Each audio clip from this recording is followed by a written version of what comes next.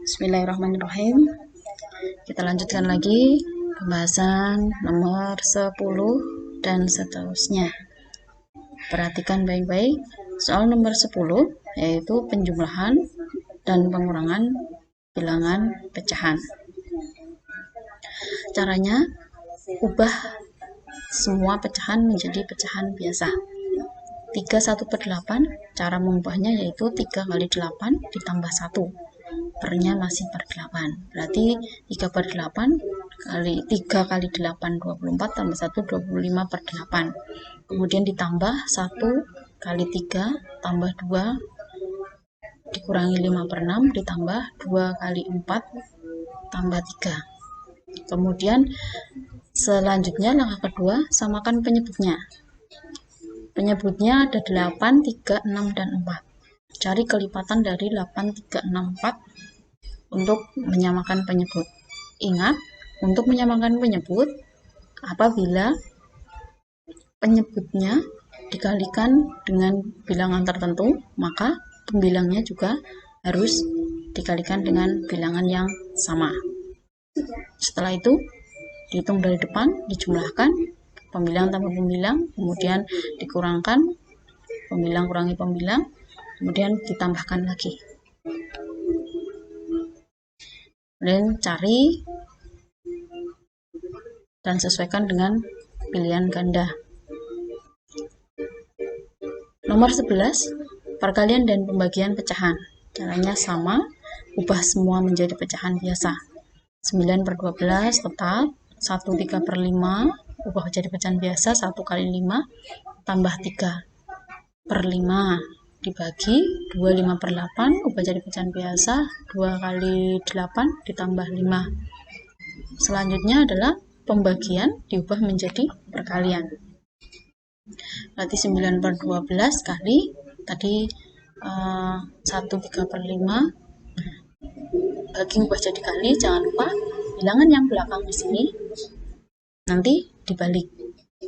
Setelah itu baru dihitung atas kali atas, bawah kali bawah kali bawah. Kemudian dicari hasilnya. Soal nomor 12. Pak Rahmat memiliki 2 petak sawah. Masing-masing petak menghasilkan 8/4 kuintal gabah. Sebanyak 25% dari gabah tersebut dijual, sedangkan 1/3 bagian dari sisanya disimpan sebagai cadangan. Sisa gabah setelah dijual dan disimpan diberikan kepada 3 anaknya. Banyaknya gabah yang diterima setiap anak adalah, langkah yang pertama, mencari hasil panennya. Karena sawahnya ada 2, berarti 2 kali panennya satu petak adalah 8/4, berarti 2 kali 8/4. Satuannya kuintal. Kemudian dijualnya 25%. Nah, 25% dari panennya tadi. Di sini dari hasil ini ya. Hasil panen hitungan ini. Kemudian yang disimpan 1/3 dari panenan. Berarti 1/3 kali yang ini, hasil yang ini. Nah, nanti ketemu. Nah, untuk mencari sisanya, berarti panenannya di sini dikurangi yang dijual berapa, hasil di sini, kemudian yang disimpan berapa, yang hasilnya di sini. Kemudian dihitung, akan ketemu sisanya. Nah, sisanya tadi akan dibagikan ke 3 anak. Berarti masing-masing anak ada mendapatkan sisanya tadi dibagi dengan banyak anaknya. Akan ketemu berapa kuintal yang diterima oleh masing-masing anak. Selanjutnya nomor 13. Perbandingan koleksi buku cerita Arif dan Suci adalah 2/3, sedangkan perbandingan koleksi Suci dan Joko adalah 4/5. Buku koleksi Arif ada 24 buah. Selisih koleksi buku antara Suci dan Joko adalah titik-titik. Di sini ada 2 perbandingan. Yang pertama Arif dan Suci. Arif banding Suci, yaitu 2/3. Kemudian yang kedua, di sini ada Suci dan Joko. Perbandingan Suci dan Joko 4/5. Suci banding Joko adalah 4/5. Puisi tuliskan seperti ini. Itu tujuannya untuk menyamakan perbandingan agar menjadi satu garis. Jadi Arif banding Suci banding Joko. Caranya yaitu perhatikan cara mengalikannya. Di sini berarti Arif ya, nanti di bawah ke sini. Nanti angka perbandingannya Arif jadi di bawah sini, kemudian perbandingannya Suci di sini dan perbandingannya Joko di sini. Untuk mencari perbandingannya Arif, maka di sini punyanya Arif ya, dikalikan dengan sini 4. Dengan 4 maka ketemu 8. Di sini 8 miliknya Arif. Kemudian punyanya Suci di sini 3 kali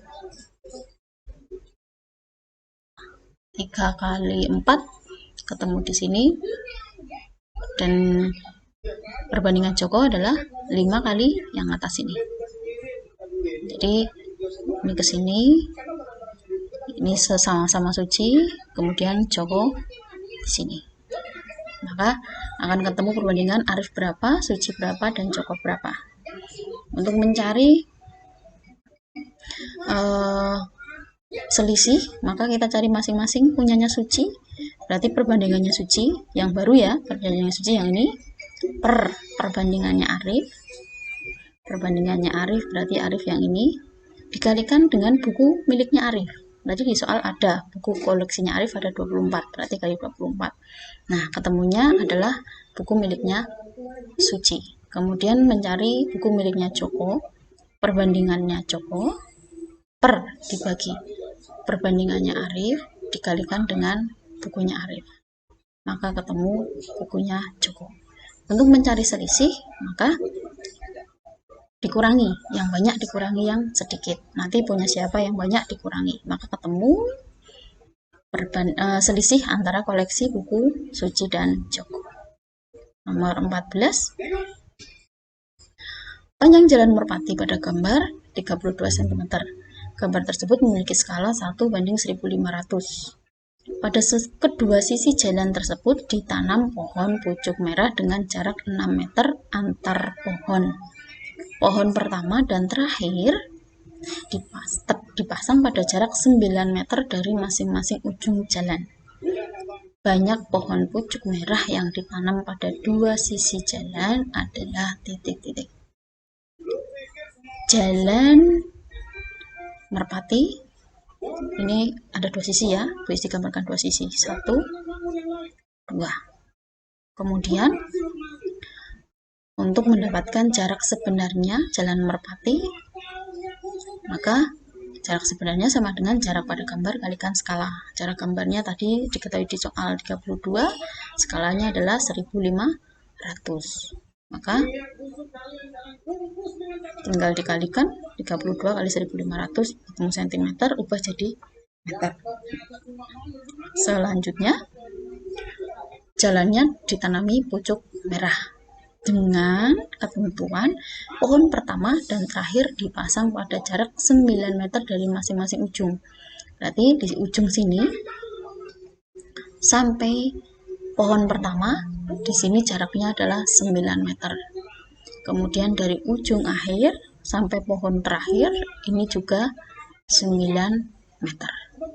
Sehingga yang ditanami hanya bagian ini saja ini. Dari sini sampai sini dan dari sini sampai sini. Maka kita hitung berapa tuh jarak sini dari sini. Yaitu untuk mendapatkan jarak dari pohon pertama sampai pohon terakhir, panjang jalan merpati ini yang sesungguhnya ini ya yang meter tadi dikurangi 9 meter di ujung pohon pertama dan 9 meter di akhir jalan. Jadi jarak sebenarnya dikurangi 9 maka ketemu jalan yang akan ditanami pohon. Selanjutnya kita cari banyaknya pohon dalam satu jalan ya. Berarti panjang jalan ini yang ini tadi setelah dikurangi yang ditanami dibagi dengan 6. Mengapa dibagi 6? Karena jaraknya pucuk merah setiap pohon dengan pohon selanjutnya adalah 6, jarak 6 meter antar pohon, maka dibagi 6. Kemudian ditambahkan 1. Kenapa ditambah 1?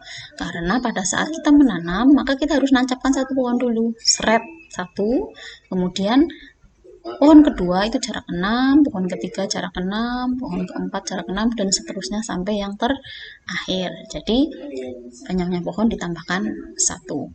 Sehingga panjang jalannya dimasukkan angkanya berapa, dibagi 6 ditambah 1 akan ketemu banyak pohon dalam satu sisi jalan. Nah, kemudian untuk mendapatkan banyak pohon dalam 2 sisi jalan, maka tinggal dikalikan 2. Banyak pohon di sisi yang pertama dikalikan 2. Akan ketemu banyak pohon pada kedua sisi jalan. Nomor 15. Ardi mampu menyelesaikan paket latihan soal matematika selama 1 jam 2 menit 32 detik. Sedangkan soal IPA diselesaikan selama 29 menit 28 detik. Kedua paket soal tersebut dapat diselesaikan selama titik-titik menit. Maka untuk mendapatkan banyaknya waktu untuk mengerjakan kedua soal itu berarti ditambahkan ya, matematika 1 jam ditambah 2 menit tambah 32 detik. Kemudian IPA-nya karena di sini menit dan detik saja berarti diurutkan menit dengan menit, detik dengan detik. Kemudian dijumlahkan berapa jam ditambah berapa menit tambah berapa detik. Karena yang ditanya menit, maka jamnya ubah jadi menit, detiknya ubah jadi menit. Di sini jamnya dikalikan berapa? 1 jam berapa menit? 60 ya, berarti dikali 60. Kemudian ditambah menitnya ini tetap, dan detik menjadi menit berarti dibagi. Maka waktunya detik ini, hasil penjumlahan detik dibagi dengan 60. Nah, nanti akan ketemu masing-masing berapa menit ditambah berapa menit tambah berapa menit. Maka akan ditemukan jumlah waktu untuk menyelesaikan soal matematika dan IPA. Soal nomor 16. Seorang pengusaha memiliki beras sebanyak 3,75 ton. Beras tersebut disumbangkan kepada 132 tetangganya dan 5 panti asuhan. Masing-masing panti asuhan menerima 2,5 kintal beras, sedangkan masing-masing tetangganya menerima 15 kg beras. Sisa beras tersebut kemudian diberikan kepada 2 anaknya sama banyak. Beras yang diterima setiap anak adalah, kita hitung sisanya nanti dibagi banyaknya anak ya. Yang pertama adalah sisa berasnya, yaitu menghitung beras yang dimiliki, dikurangi yang diberikan kepada tetangga, dan dikurangi yang diberikan ke panti asuhan. Yang dimiliki adalah 3,75 ton, kemudian dikurangi untuk tetangga, ingat tetangganya ada 132, ini adalah soalnya ya. Kemudian untuk tetangga masing-masing menerima 15 kg, berarti dikalikan 15 kg.